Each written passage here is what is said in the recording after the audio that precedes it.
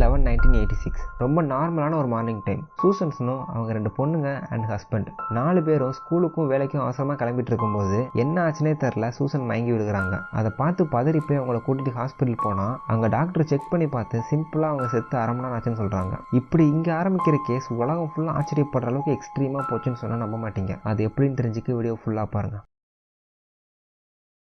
Susan snow Seattle வாஷிங்டன்ல இருக்கிற ஒரு local பேங்க்ல வைஸ் பிரசிடென்டா இருக்காங்க. இவங்களுக்கு 2 பொண்ணுங்க அண்ட் இப்போ ரீசெண்டா வேற ஒரு கல்யாணம் பண்ணிருக்காங்க. அண்ட் சியாட்டில் சின்ன ஊருங்கிறதுனால இவங்க எல்லாருக்கும் தெரியும், எல்லாருக்கும் இவங்களை பிடிக்கும். ஸோ இப்படி நார்மலா லைஃப் போய்கிட்டு இருக்கு. 40 வயசு ஆகுது, பட் எந்த ஒரு ஹெல்த் ப்ராப்ளமும் கிடையாது. ஆனா ஏன் எதுக்குன்னே தெரியல, ஜஸ்ட் மயங்கி விழுந்து இறந்து போயிட்டாங்க. ஸோ இங்க இருந்து கேஸ் ஸ்டார்ட் ஆகுது. ஃபர்ஸ்ட் அட்டாப்சி போஸ்ட்மார்ட்டம் பண்ணி பார்க்கறாங்க. ஆனா எந்த ஒரு ஸ்பெசிபிக் காஸ் ஆஃப் டெத்தும் கண்டுபிடிக்க முடியல. பட் லேட்டரா ஒரு வித்தியாசமான ஸ்மெல் நோட் பண்றாங்க. பாடி மேல இருந்து பிட்டர் ஆல்மண்ட் பாதாமோட ஸ்மெல் வந்திருக்கு. இதை எல்லாராலையும் கண்டுபிடிக்க முடியாது. பிகாஸ் யோசிச்சு பாருங்க, உங்கள எத்தனை பேருக்கு பாதாமோட ஸ்மெல் தெரியும்? அண்ட் இது ரொம்ப அன்யூஸ்வலான ஒன்று. ஏன்னா டெட் பாடியில் சைனைட் இருந்தால் மட்டும்தான் இந்த ஸ்மெல் வரும். இதை கன்ஃபார்ம் பண்றதுக்காக ஸ்பெஷலாக பிளட் டெஸ்ட் எடுக்கிறாங்க. இந்த டெஸ்ட் நார்மலாக போஸ்ட்மார்ட்டம் பண்ணும்போது பண்ண மாட்டாங்க. பிளட்ல ஆல்ரெடி சைனைட் இருக்குன்னு சந்தேகப்படுறதுனால அது கூட சில கெமிக்கல்ஸ் ஆட் பண்ணி அந்த டெஸ்ட் டியூப் மேல ஒரு லிட்மஸ் பேப்பர் வச்சு சீல் பண்ணிடுவாங்க. சப்போஸ் அதுல சைனைட் இருந்தா அந்த கெமிக்கல்ஸ் சைனைட் கேஸா கன்வெர்ட் பண்ணும். அப்போ லிட்மஸ் பேப்பர் ப்ளூ கலரா சேஞ்ச் ஆகும். இதை வச்சு சூசன் ஸ்னோ உடம்புல சைனைட் பிரசன்ஸ் இருக்குன்னு கன்ஃபார்ம் பண்றாங்க. சைனைட் இருக்கிறதுலே பாய்சனஸான சப்ஸ்டன்ஸ். அது நம்ம உடம்புக்குள்ள போன உடனே ஜஸ்ட் 2-3 நிமிஷத்துல செத்து போயிடும். இப்போ சூசன் உடம்புல சைனைட் எப்படி வந்துச்சுன்னு கண்டுபிடிக்கணும். அதுக்காக வீடு ஃபுல்லா செக் பண்றாங்க, ஃபேமிலியை விசாரிக்கிறாங்க. அப்போ சூசன் சாகிறதுக்கு முன்னாடி 2 எக்ஸிட்ரின் டேப்லெட் சாப்பிட்டுருக்காங்க.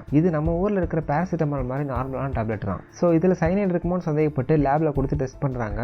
இவங்க நினைச்ச மாதிரியே இதுல தான் சைனைட் இருக்கு. அண்ட் இது தெரியாம நடந்த விஷயம் கிடையாது. சூசனை யாரோ பிளான் பண்ணி கொலை பண்ணிருக்காங்க. ஸோ யூஸ்வலா ஒய்ஃபுக்கு ஏதாவது ஆச்சுன்னா அங்க பிரைம் சஸ்பெக்ட் ஹஸ்பண்ட் தான். இப்போ அவரை பத்தி விசாரிக்காங்க. அவர் பேரு பால் வெப்கிங், ட்ரக் டிரைவரா வேலை பார்க்காரு. அண்ட் சூசன் கூட மேரேஜ் ஆகி ஜஸ்ட் 6 மாசம் தான் ஆகுது. இதுக்கு முன்னாடி 3 கல்யாணம் பண்ணிருக்காரு. சூசனோட பொண்ணுகிட்ட கேட்கும்போது அவர் கொஞ்சம் வியர்டா பிஹேவ் பண்ணுவாரு, அப்பப்போ வந்து தொட்டு கட்டி பிடிப்பாருன்னு சொல்றாங்க.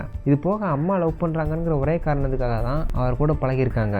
பட் இப்போ 6 மாசம் கழிச்சு அவங்க செத்துட்டாங்க. ஸோ அதனால எங்களுக்கு எப்படி ரியாக்ட் பண்றதே தெரியலன்னு சொல்லி இந்த பொண்ணு சொல்றாங்க. இதை பத்தி பால்கிட்ட கேட்கும்போது அவர் எனக்கும் இதுக்கும் சம்மந்தமே இல்லைன்னு சொல்றாரு. அண்ட் வாலண்டியரா லை டிடெக்டர் டெஸ்ட் எடுத்து அதில் பாஸ் வாங்கிறாரு. ஸோ இனிமேல் ஒரு மேலே சந்தேகப்படுறதுக்கு காரணமே இல்லை. அண்ட் லீகலி ஒன்றும் பண்ண முடியாது. இதுக்கு பேரலா டேப்லெட்ல சைனைட் இருக்கிற விஷயம் இந்த டேப்லெட் கம்பெனிக்கு தெரிஞ்சு அவங்க கொஞ்சம் கூட யோசிக்காம இப்போ கரண்டா மார்க்கெட்ல இருக்கிற எல்லா டேப்லெட்டையும் ரிட்டர்ன் எடுத்துக்கிறாங்க. இந்த நியூஸ் ஊர் ஃபுல்லா ஃபேமஸ் ஆகுது. எல்லாரும் நோட்டீஸ் பண்றாங்க, பயப்படுறாங்க. ஏன்னா இது எல்லார் வீட்லயும் அட்லீஸ்ட் ஒரு டேப்லெட்டாவது இருக்கும். சப்போஸ் நம்ம வீட்டில் இருக்கிற டேப்லெட்ல பாய்சன் இருக்குமோன்னு எல்லாரும் பயப்படுறாங்க. நெக்ஸ்ட் போலீஸ் எது நடக்கவே கூடாதுன்னு நினைச்சாங்களோ அது அவங்களுக்கு தேடி வந்துச்சு. ஸ்டெல்லா நிக்கில்ங்கிற லேடி போலீஸ்க்கு கால் பண்ணி ஜூன் 6 அன்னைக்கு என் ஹஸ்பண்ட் ஏன் எதுக்குன்னே தெரியாம மயங்கி விழுந்து இறந்து போயிட்டாரு. அண்ட் அவர் சாகிறதுக்கு முன்னாடி எக்ஸிட்ரின் டேப்லெட் சாப்பிட்டாருன்னு சொல்றாங்க. நெக்ஸ்ட் போலீஸ் டைரக்டா அவங்க வீட்டுக்கு போய் விசாரிக்கிறாங்க. அப்போ அவங்க பொண்ணு ஃபிஷ் டேங்க் க்ளீன் பண்ணிட்டு இருக்காங்க. அப்படியே அவங்ககிட்ட என்னாச்சுன்னு கேட்கறாங்க. பட் சூசனோட ஃபேமிலி மாதிரியே இவங்களுக்கும் என்ன நடந்துச்சுனே தெரியல. நெக்ஸ்ட் அவங்க வீட்டில் அந்த டேப்லெட் ரெக்கவர் பண்ணி டெஸ்ட்டுக்கு அனுப்புறாங்க. அண்ட் ஹஸ்பண்ட் உடம்புல இருந்து பிளட் எடுத்து அதையும் டெஸ்ட் பண்றாங்க. அண்ட் நினைச்ச மாதிரியே 2 சைனைட் இருக்கு. இது தெரிஞ்ச அப்புறம் medical professional, police department, public எல்லாருமே பயப்படுறாங்க. பிகாஸ் இவங்களுக்கு நடுவில் ஒரு இன்வெஸ்டிகேட்டிவ் சீரியல் கில்லர் இருக்கான். பொதுவாக சீரியல் கில்லர்னாலே பிரச்சனை தான். ஏன்னா அவன் எப்போ யாரை கொலை பண்ணுவான்னு யாருக்கும் தெரியாது. அப்படி இருக்கும்போது இந்த மாதிரி ரேண்டமா டேப்லெட்ல விஷயத்தை கலந்து விட்டா என்ன ஆகும்னு யோசிச்சு பாருங்க. இதை நினைச்சு இன்னும் அதிகமா பயப்பட முக்கியமான காரணம் என்னன்னா, ஜஸ்ட் கொஞ்சம் வருஷத்துக்கு முன்னாடி 1982 சிகாகோங்கிற ஊர்ல டைலனால் டேப்லெட்ல சைனைடு கலந்து 7 பேர் சம்மந்தமே இல்லாம செத்தாங்க. அண்ட் அதை யாரு பண்ணான்னு இப்போ வரைக்கும் கண்டுபிடிக்க முடியல. இதே மாதிரி 1985 ஜப்பான்ல ஓரானாமின் சி ஜூஸ்ல பாய்சனை கலந்து 12 பேர் செத்தாங்க. அதை யாரு பண்ணான்னு இப்போ வரைக்கும் தெரியல. பொதுவா மற்ற கிரைமை விட பாய்சன் கிரைம் ரொம்ப டிஃபரெண்ட் ஆனது. ஏன்னா கன்னை வச்சு இல்ல கத்தியை வச்சு கொலை பண்ணோம்னா கொலைக்காரன் அந்த இடத்துல பிரசன்ட் ஆகியிருக்கணும். பட் பாய்சன் யூஸ் பண்ணும்போது அவன் நேரில் வரணும்னு அவசியமே இல்லை. அண்ட் ரத்தம் வராது, எந்த காயமும் இருக்காது, ஃபிங்கர் பிரிண்ட், ஹேர், லிட்ரலா எந்த எவிடன்ஸும் இருக்காது. விக்டிம் செத்த அப்புறம் தான் நம்ம செத்துட்டோம்னு அவங்களுக்கே தெரியும். ஸோ இதோட காம்ப்ளிகேஷனை புரிஞ்சுக்கிட்டு எல்லாரும் பயப்பட ஆரம்பிக்காங்க. அட் த சேம் டைம் இது சீரியஸாக இன்வெஸ்டிகேட்டும் பண்ணுறாங்க. இப்போ ரெக்கவர் பண்ண எல்லா டேப்லெட்டையும் லேபுக்கு அனுப்பி எக்ஸ்ரே மிஷின் வச்சு டெஸ்ட் பண்றாங்க. பெயின் கில்லர் ட்ரக்கை விட சைனைட் டென்சிட்டி அதிகமா இருக்கும். ஸோ எக்ஸ்ரே மிஷின்ல வச்சு பார்க்கும்போது அது மட்டும் டார்க்கா தெரியும். இங்க டேப்லெட் அதிகமா இருக்குங்கிறதுனால தனித்தனியா டெஸ்ட் பண்றது கஷ்டம். ஸோ அதுக்காக இப்படி பண்றாங்க. இதுல சைனைட் இருக்கிற டேப்லெட்டை மட்டும் எடுத்து FBI ஃபாரன்சிக் லேப் வாஷிங்டனுக்கு அனுப்புறாங்க. அதுல ஒவ்வொரு டேப்லெட்லையும் 700 மில்லிகிராம் சைனைட் இருக்கு. இது நார்மலா கொலை பண்ண தேவையான அளவை விட 4 மடங்கு அதிகம். இப்போ போலீஸ்க்கு இருக்கிற ஒரே எவிடன்ஸ் இந்த டேப்லெட் மட்டும் தான். ஸோ இதை அகைன் அண்ட் அகைன் டெஸ்ட் பண்றாங்க. அப்போ மைக்ரோஸ்கோப்ல பார்க்கும்போது பார்க்கும்போது இந்த சைனைடுக்கு நடுவில் சின்ன சின்னதாக கிரீன் கலர் கிறிஸ்டல்ஸ் இருக்கிறத நோட் பண்ணுறாங்க. அந்த ஒரு கிறிஸ்டலை மட்டும் எடுத்து டெஸ்ட் பண்ணும்போது அதில் 4 எலமெண்ட் இருக்கு. அட்ராசின், சைமாசின், டிச்சிலோன், மூனோரோன். இப்போ இந்த 4 எலமெண்ட் எதுக்கு சைனைடு கூட இருக்குன்னு உங்களால புரிஞ்சிக்கவே முடியல. நெக்ஸ்ட் இதை வேற எதில் யூஸ் பண்ணுவாங்கன்னு தேடி பார்க்கும்போது ஃபிஷ் டேங்க்ல பாசி பிடிக்காம இருக்க யூஸ் பண்ற மருந்துல இது இருக்குன்னு கண்டுபிடிக்கிறாங்க. அந்த ஊர் ஃபுல்லா இருக்கிற எல்லா அக்வாரியமுக்கும் போய் எக்ஸாக்டா இது என்ன மருந்து, இதோட பிராண்ட் நேம் என்னன்னு தேடி பார்க்கறாங்க. அப்போ ஒரு 100-150 ப்ராடக்ட்டை செக் பண்ணதுக்கு அப்புறம் ஆல்கே டெஸ்ட்ராயர்னு ஒரு கிரீன் கலர் டேப்லெட் நோட் பண்றாங்க. அண்ட் அதுல இந்த 4 எலமெண்ட்டும் கரெக்டா இருக்கு. இது தெரிஞ்ச அப்புறம் அந்த டிடெக்டிவ்க்கு வேற ஒரு விஷயம் ஸ்ட்ரைக் ஆகுது. ஸ்டெல்லா வீட்டில் டேப்லெட்டை ரெக்கவர் பண்ண போகும்போது அவங்க வீட்டில் ஒரு ஃபிஷ் டேங்க் இருந்ததை பார்த்தாங்க. ஸோ ஒருவேளை இவங்களுக்கும் இதுக்கும் ஏதாவது சம்மந்தம் இருக்குமான்னு சந்தேகப்பட்டு அவங்க வீட்டை சுற்றி இருக்கிற அக்வாரியம்ல அகைன் இன்வெஸ்டிகேட் பண்றாங்க. ஸ்டெல்லா நிக்கலோட போட்டோவை காட்டி கேட்கறாங்க. அண்ட் ஒரு கடையில் இருக்கிற சேல்ஸ்மேன் அவங்க இங்கே வந்து ஆல்கே டெஸ்ட்ராயர் வாங்கிட்டு போனாங்க, நான் தான் சேல் பண்ணேன்னு சொல்றாங்க. இது போக அவங்க ஹஸ்பண்ட் பேர்ல ஒரு வித்தியாசமான இன்சூரன்ஸ் இருக்கு. அது என்னன்னா அவர் ஆக்சிடென்ட்லாம் இறந்து போனா அவருக்கு எக்ஸ்ட்ராவோ $1,00,000 கிடைக்கும். ஸோ போலீஸோட சந்தேகம் ஸ்டெல்லா நிக்கல் மேல வருது.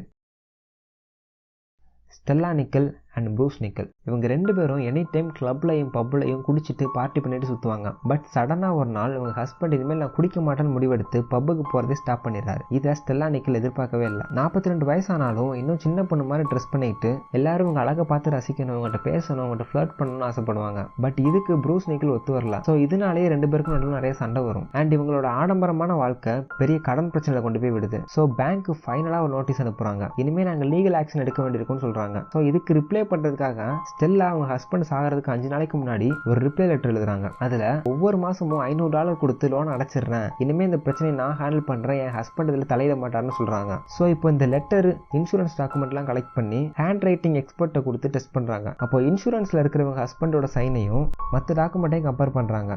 இதுல மேல இருக்கிறது இன்சூரன்ஸ், கீழே இருக்கிறது வேற டாக்குமெண்ட். அண்ட் அந்த என்ன நோட் பண்ணுங்க, அது குட்டியா ஸ்டார்ட் ஆகி முடியும் போது லைனுக்கு கீழே வந்திருக்கு. பட் இது ப்ரூஸ் நிக்கலோட சைனோட மேட்ச் ஆகவே இல்லை.